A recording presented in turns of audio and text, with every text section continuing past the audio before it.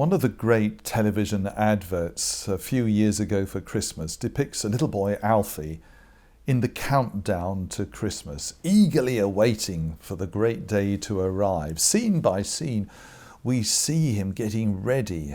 He just can't believe that this is endlessly delayed. It's almost as if he's going to burst.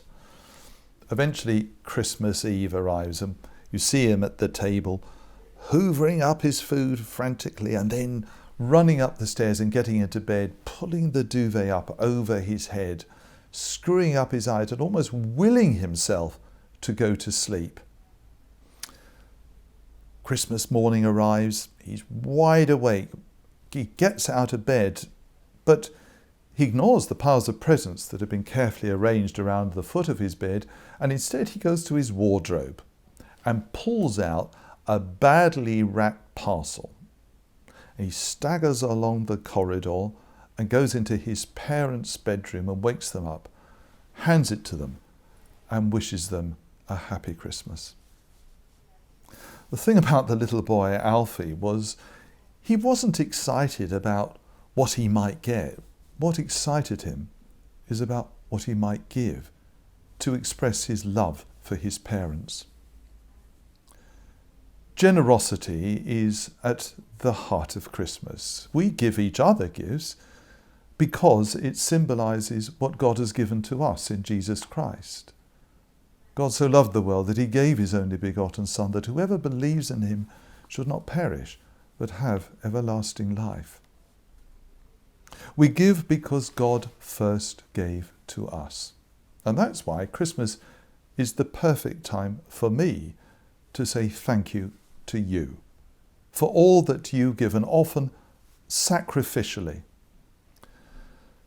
These last 9 months have been so challenging and so difficult, and I know that many of you have been given selflessly, and that is making an appreciable difference to life on the ground, enabling our churches to be at the heart of their communities in service to the people of Devon.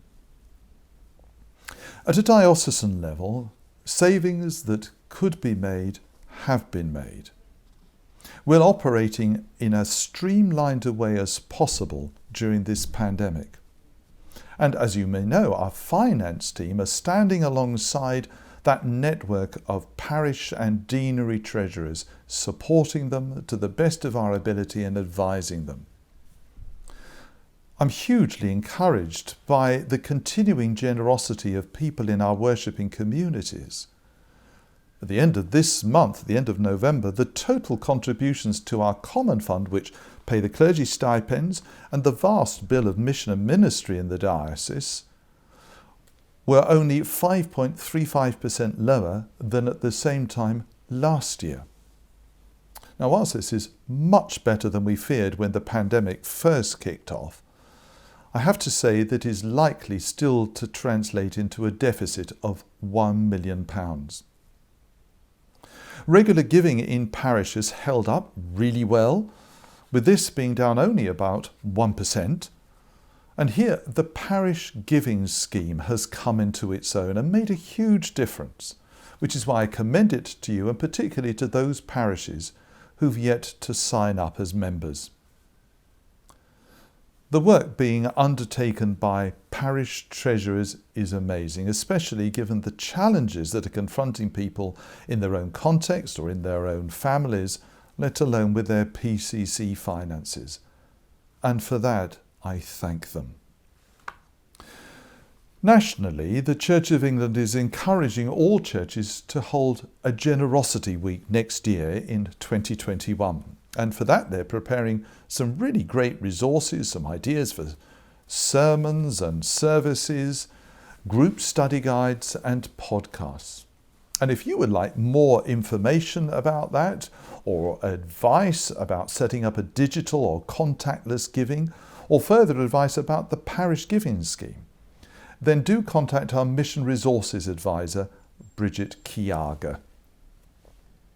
I pray God's peace and joy may be yours this Christmas, because, as I said, Christmas is all about generosity.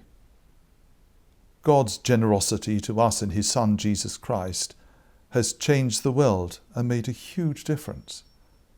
And your generosity is making a huge difference. And for that, I thank you.